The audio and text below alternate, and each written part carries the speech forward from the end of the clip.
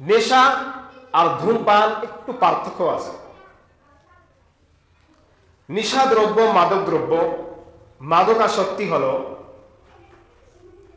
যেটা বেশি খেলে মানুষের মস্তিষ্ক নষ্ট হয়, যেটা মানুষের আকলকে বিকৃত করে দেয়, হিতাহিত জ্ঞান নষ্ট করে দেয়, সেটাকে বলা হয় নেশা দ্রব্য।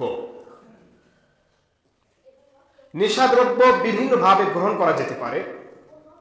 তরল জাতীয় জিনিস নেশাদ্রব্য আছে, পানীয় আছে, আবার ঘ্রাণযুক্ত ইনজেকশন যুক্ত আছে। তো নেশা রাসূল সাল্লাল্লাহু আলাইহি সাল্লাম হারাম করে দিয়েছেন। রাসূল সাল্লাল্লাহু আলাইহি সাল্লাম বলেন, আল খামরু মা খামারা আল আকলা। খমর, মদ, নেশা তো হলো সেই জিনিস যেটা মানুষের বিবেককে আচ্ছন্ন করে ফেলে। নাউযুবিল্লাহ। রাসূল সাল্লাল্লাহু আলাইহি সাল্লাম বলেন, কুল্লু মুসকিরিন খামার। প্রত্যেক নেশাদার বস্তুই হলো খামার। আখামরু হারামুন ওয়া কুল্লু খামরুন হারাম। আর প্রত্যেক মদে আল্লাহ সুবহানাহু ওয়া তাআলা হারাম করে দিয়েছেন।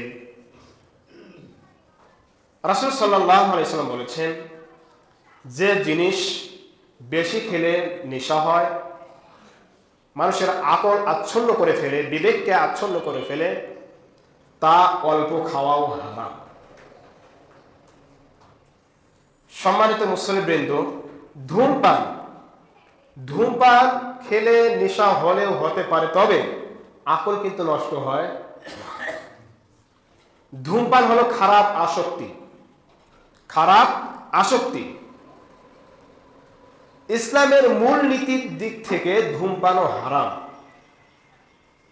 ধূমপান করলে মানুষের ক্যান্সার হয়, বিভিন্ন রোগ ব্যাধি দেখা দেয়। ধূমপান করলে মানুষের অর্থ নষ্ট হয়, মানুষের সময় নষ্ট হয়। এই জন্য সিগারেটের গায়ে বা যে প্যাকেটের মধ্যে লেখা থাকে, ধূমপান স্বাস্থ্যের জন্য ক্ষতিকর। এই একই কথা যদি কেউ দুধের ক্ষেত্রে লেখে, তাহলে দুধ মানুষ খাবে? বলেন, দুধ খাবে না। দুধের মধ্যে যদি 1 ফোঁটা, 2 ফোঁটা, 4-5 ফোঁটা বিষ দেওয়া হয়, আর যদি বলা হয় যে এই দুধ স্বাস্থ্যের জন্য ক্ষতিকর, তাহলে কেউ কিন্তু খাবে না। তাহলে মানুষ জানে যেটা ক্ষতিকর, এরপরেও গ্রহণ করে।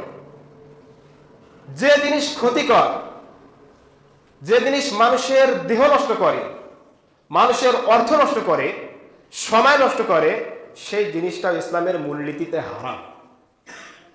তাহলে ধূমপানও হারাম, মদও হারাম।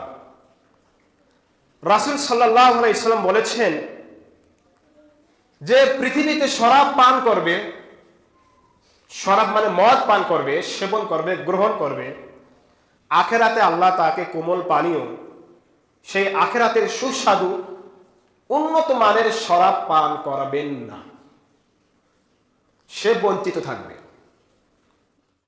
তা আমাদের যুব সমাজ, তাদের আজকের এই অবনতি, অবক্ষয়, তাদের সর্বপ্রথম প্রধান কারণ হল অধিকাংশ যুবক নেশায় আসক্ত, মাদকাসক্তি গ্রহণ করে। এই জন্য আমি বলবো, ভাই, তুমি তোমার সময়কে নষ্ট করিও না, তুমি তোমার দেহকে নষ্ট করে ফেলেও না, আখিরাতকে নষ্ট করো না। মাদক দ্রব্য যারা তোমরা গ্রহণ করো, আল্লাহর রাস্তে তোমরা ছেড়ে দেবা। এটা ছাড়া যায়। মদ এমন একটি পাপ, এমন একটি নেশাদ্রব্য জিনিস, যেটা আল্লাহ সুবহানাহু ওয়া তাআলা একবারে হারাম করেন নাই, এটা বিভিন্ন পর্যায়ে হারাম করেছিলেন।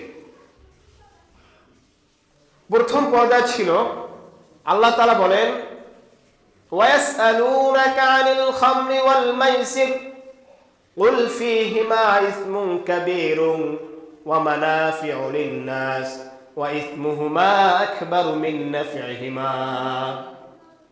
আল্লাহ তাআলা বলেন, তারা আপনাকে জিজ্ঞাসা করে মদ সম্পর্কে, হে রাসূল আপনি বলে দিন, কুল ফীহিমা ইসমুন কাবীর ওয়া মানাফিউ লিন-নাস, এই মদ, এই খমর হলো একটি বড় পাপ, যদিও তার মধ্যে একটু উপকার আছে।